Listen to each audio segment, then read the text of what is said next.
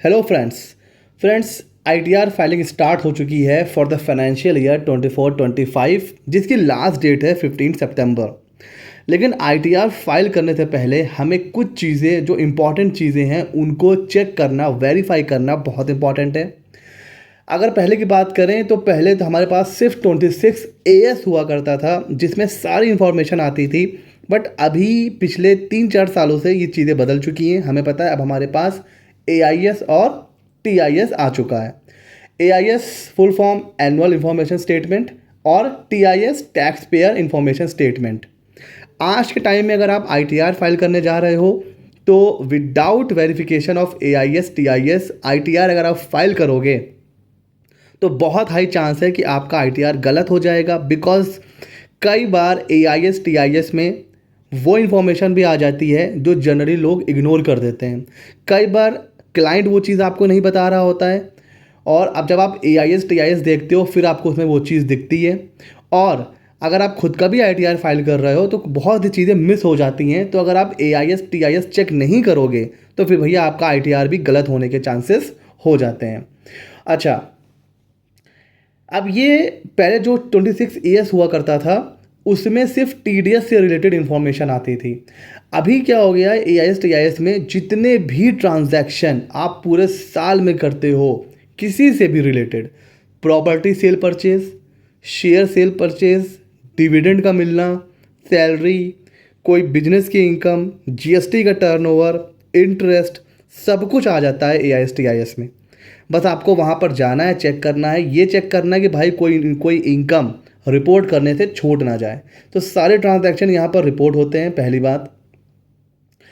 और कहीं ना कहीं एआईएस टीआईएस ये भी डिसाइड करता है कि भाई आपको आईटीआर कौन सा फाइल करना है। देखिए, क्लाइंट आपके पास आएगा, सिंपली बोलेगा सर मेरी सैलरी की इनकम है, आईटीआर 1 फाइल कर दो।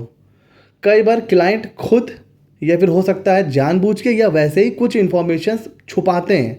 पहले ऐसा होता था कि उनकी शेयर इनकम थी, वो आ गए, आपने आईटीआर 1 फाइल कर दिया, बाद में नोटिस आया कि भाई सिर्फ सैलरी नहीं है, शेयर की इनकम भी है। बट अब वो कोई छुपा नहीं सकता है, बिकॉज अगर शेयर इनकम आपकी हो रही है तो वो भी एआईएस टीआईएस में आ जाती है। फिर क्लाइंट कहता है अरे सर मैं तो भूल गया था। ऐसे बहुत से केसेस आते हैं। तो अब आपकी एआईएस टीआईएस में कौन सी इनकम है वही डिसाइड करेगा आईटीआर कौन सा फाइल करना है। जैसे फॉर एग्जांपल अगर आपके पास सैलरी इनकम है, ठीक है, उसके अलावा अगर आपकी म्यूचुअल फंड या शेयर की इनकम है तो इस बार तो एक चेंज ये है कि अगर जो एग्जेम्पशन लिमिट होती है लॉन्ग टर्म कैपिटल गेन की 1,25,000, अगर वो एग्जैक्ट इनकम है प्लस सैलरी इनकम है तो आप आईटीआर 1 फाइल कर सकते हैं। पहले कैपिटल गेन की कोई भी इनकम हम आईटीआर 1 में नहीं दिखा सकते थे, बट इस साल चेंज ये हुआ है कि अगर आपका लॉन्ग टर्म का गेन है वो कब तक, कहाँ तक है, अप टू 1,25,000, तो आप उसको आईटीआर 1 में शो कर सकते हैं। और इसके अलावा कोई भी केस है तो फिर आपको आईटीआर 2 फाइल करना है। ठीक हो गया। उसी तरह आगे चलते हैं। अगर आपकी प्रिजेंटिव बिजनेस इनकम है और प्लस आपका वही लॉन्ग टर्म गेन है शेयर म्यूचुअल फंड का 1,25,000 तक, तो आप आईटीआर 4 फाइल कर सकते हैं इस ईयर। और अगर ऐसा नहीं है तो फिर आपको आईटीआर 3 फाइल करना है। सपोज आपका लॉस है शेयर मार्केट में और आपकी प्रिजेंटिव टैक्सेशन की इनकम है, फिर आप आईटीआर 4 नहीं फाइल कर पाओगे, फिर आपको आईटीआर 3 फाइल करना है।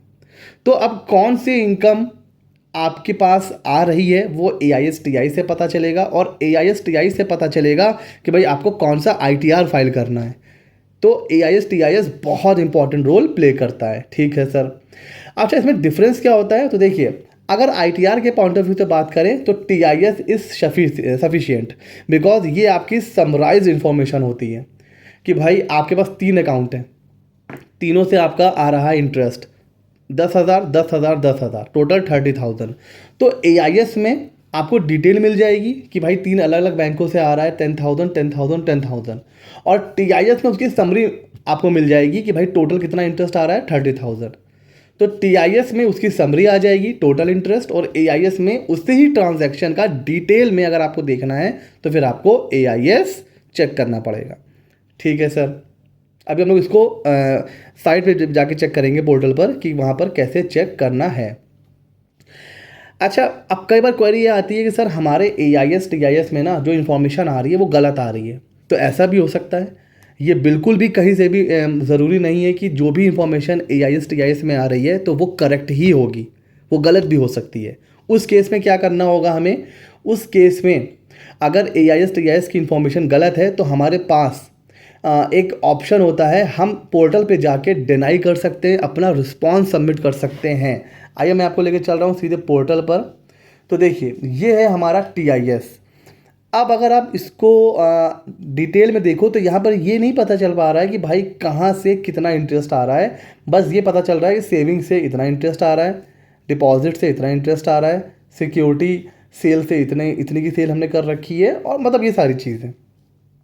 अब वो आपका क्वेश्चन कि सर अगर कोई इन्फॉर्मेशन गलत है तो क्या करना है, देखिए सिंपली क्लिक उस इन्फॉर्मेशन में क्लिक करिए, और जो भी सपोज आपको लग रहा है कि ये जो डिविडेंड की इनकम है ये गलत आ रही है, तो ये तो है ही नहीं, तो बस आपको उसके ऊपर क्लिक करना है। और देखिए यहाँ पर फीडबैक का ऑप्शन आ रहा है, फीडबैक के ऑप्शन में आपको जाना है, इस पर आपको क्लिक करना है, और क्लिक करने के बाद यहाँ पर देखिए ऑप्शन आ रहा है फीडबैक का।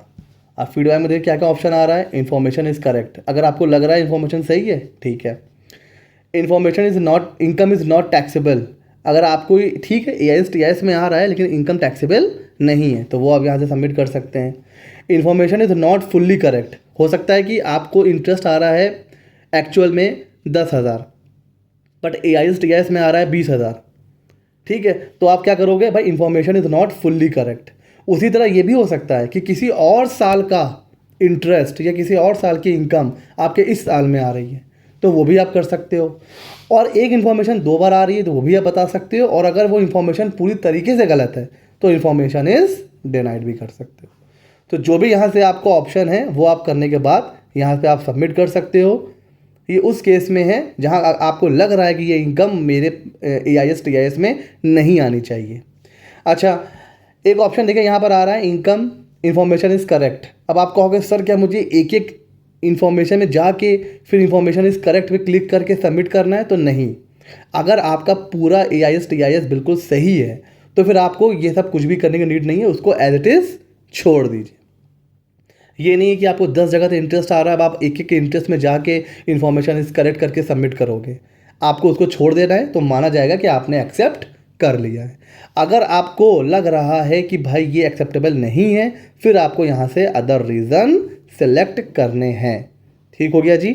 अच्छा, अब एक और कॉमन क्वेश्चन आता है, सर ये बताइए कुछ इनकम जो हमें हो रखी है एक्चुअल में बट वो AIS TIS में नहीं आ रही है, तो क्या हम उसको ITR में दिखाएं या ना दिखाएं, या उसको ऐसा ही फाइल कर दें। कुछ लोगों को ऐसा लगता है ना कि AIS TIS में जो आ रहा है बस वही दिखाना है। देखिए AIS TIS अलग चीज़ है और इनकम टैक्स रिटर्न अलग चीज़ है, इसको समझ लीजिए। ITR क्यों फाइल करते हैं, पूरे साल में आपने जहाँ जहाँ से जो जो पैसा कमाया है वो आपको रिपोर्ट करना है। ठीक हो गया, चाहे वो AIS TIS में आए ना आए उससे कोई मतलब नहीं है। आपका जो पर्पज़ है ITR का, भाई जहाँ जहाँ 5 हेड होते हैं इनकम के, उन 5 हेड में आपने जहाँ कहीं से भी पैसा कमाया है वो आपको रिपोर्ट करना है। AIS TIS क्यों है सर फिर, सर AIS TIS जो है वो सिर्फ वेरिफिकेशन के लिए है। आपको ये देखना है कि भाई ठीक है आपकी एक्चुअल इनकम 2 लाख है और AIS TIS में आ रहा है 3 लाख, बस आपको ये चेक करना है कि भाई मेरा जो AIS TIS है वो सही है या नहीं, कोई फालतू की इन्फॉर्मेशन तो नहीं आ रही है, या फिर कोई इन्फॉर्मेशन ऐसी तो नहीं है जो मुझसे छूट रही है, बस ये चेक करना है आपको। इसका ये मतलब नहीं है कि AIS TIS में जो चीज़ नहीं आ रही है वो आप ITR में दिखाओगे ही नहीं, आपके पास उसकी इन्फॉर्मेशन होगी। भाई आपने पूरे साल भर में कितना पैसा कमाया है इसकी इन्फॉर्मेशन तो आपके पास होगी ही ना।